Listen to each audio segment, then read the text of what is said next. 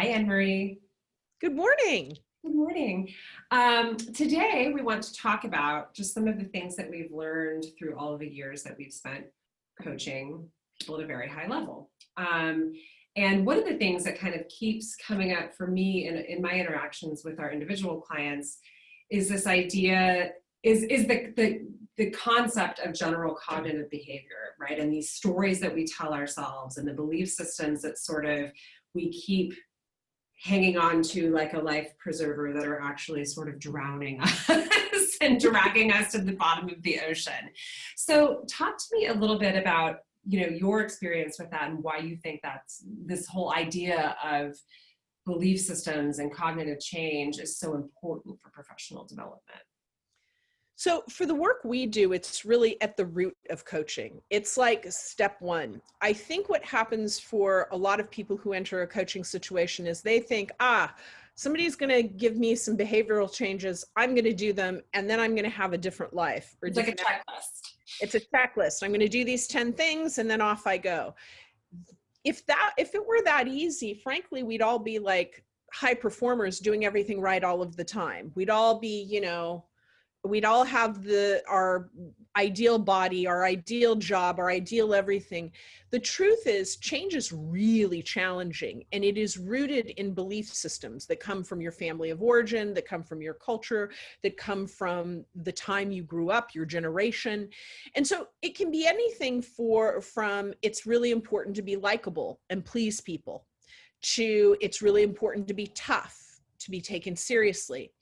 It's the idea that you get into a fixed belief and it's really hard to change a behavior if that belief doesn't change first. Mm-hmm. So I want to give like real life examples because I think that that's really where people can better understand this. And understand this is where all, by the way, like sports psychology is rooted. You cannot teach people to run faster, jump higher, go slope faster unless they first believe it is possible. Right. That is step one, which is super interesting because you can do all of this external physical coaching, but without the internal psychology, it doesn't work. Right. It's the same for professionals. So the example I often use is in business development, you'll get somebody who will say, we can't go after that company because they've used the same vendor for 26 years. Nobody goes after that company. What is the outcome? They never get that client. Right. Susie Q comes in and she's a brand new employee and she sees them as an ideal client and nobody has poisoned the well yet. No one has told her yet that they can't be a client. So she makes a call and that client says, we've been thinking about making a change. She gets a meeting and she gets the largest deal in her organization. By the way, this is rooted on real world stuff. Right. What is different? Is she a superior business development person than anyone else on her team? Probably not. The singular difference is she has a different belief system that sets her up differently to approach that potential client. Right.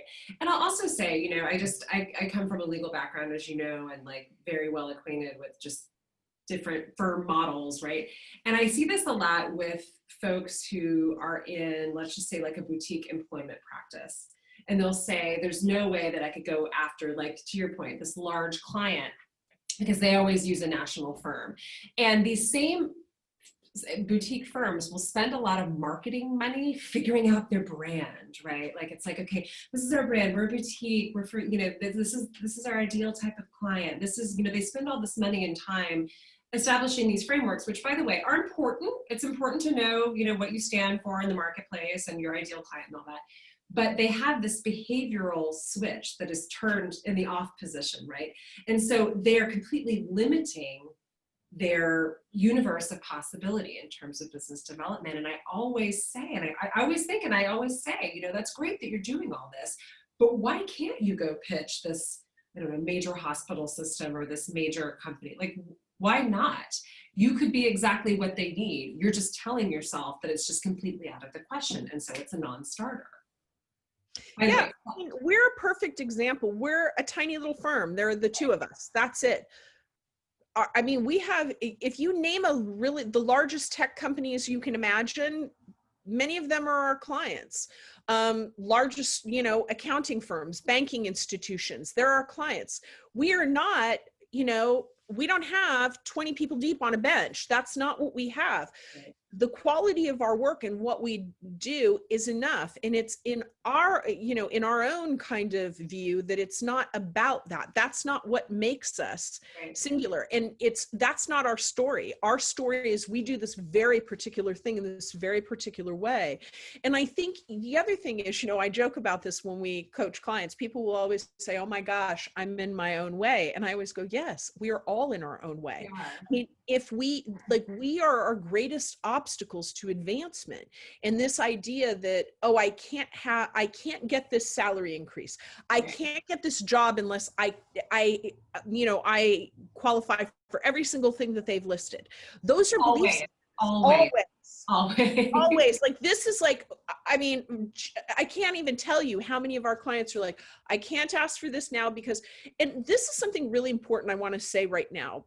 In this year, in 2020, which unquestionably is a really challenging singular year that almost no one has ever experienced anything the likes of, we've had plenty of clients who've had the largest salary increase of their life, the best job they've ever gotten. They moved up in an environment where other people thought, I just need to stay still, keep my head down, be grateful, and not do anything. I'm lucky to have a job. I'm lucky to have a job and not screw anything up.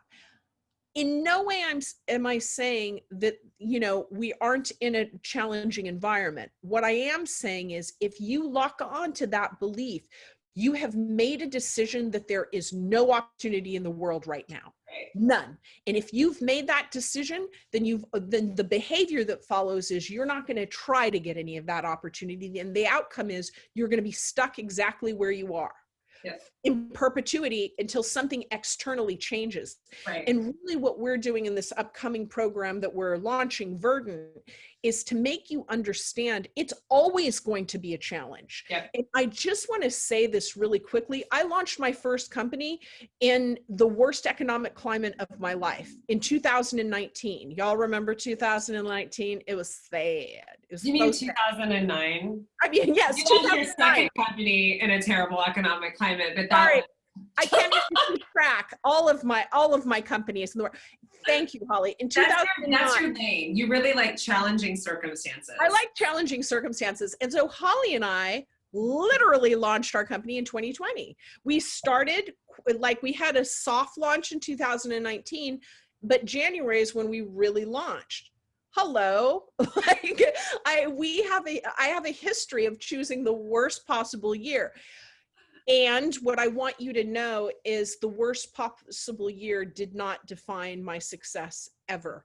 And in the worst possible year, in addition to the pandemic, my nephew died. 90 days later, my brother died. My mother has died. I've had an enormous amount of loss. You will always be challenged by life, by what's going on globally, economically, personally. What I want you to know is you get to decide how you're going to proceed forward. And you can either determine cognitively that it's impossible, or you can determine that there's a way that you have yet to see. I love all that. And I'm smiling because as you were talking, I was thinking about my 4-year-old who Anne Marie knows. And, kids are great, right? Because up to a certain age, it's like no one has told them that they can or can't. The world has not really imposed. And so when she's going to do something new or tough, I'll see her. She does this just on her own, I'll catch her talking to herself and going, you can do it, Savannah. You got this. You got this. And it's the cutest and most wonderful thing. And then it also breaks your heart a little bit because you think eventually the world is that is going to be beaten out, taken out of her in some way. But I love that because I actually find myself when I butt up against a belief system, as silly as this sounds, that I know has habitually held me back in the past, I think man, that 4-year-old's got a mantra and that works, right? You can do this. Circumstances are challenging. And to your point, going back to that sports psychology analogy, it all starts with the mental change. No, I can do this. And what would happen if I allowed myself to try? Your mindset is your most powerful asset and it's yours. Yep. It belongs to you. In the worst of the worst, if you haven't, please go read Viktor Frankl. And I will just you know, end on this story. I read Viktor Frankl many, many, many years ago in college. He wrote Man's Search for Meaning.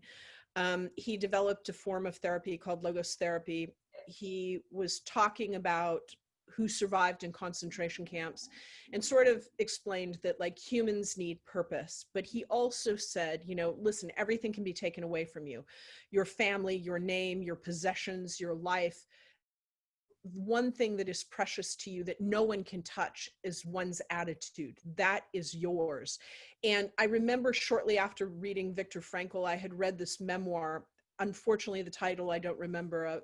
And this woman wrote about when these people were going to the gas chambers in this train, they had gotten a hold of like a postcard and written on it and threw it out the window. And it said, "We went singing." And I have never, that is the single thing I remember from that memoir from 20 some odd years ago.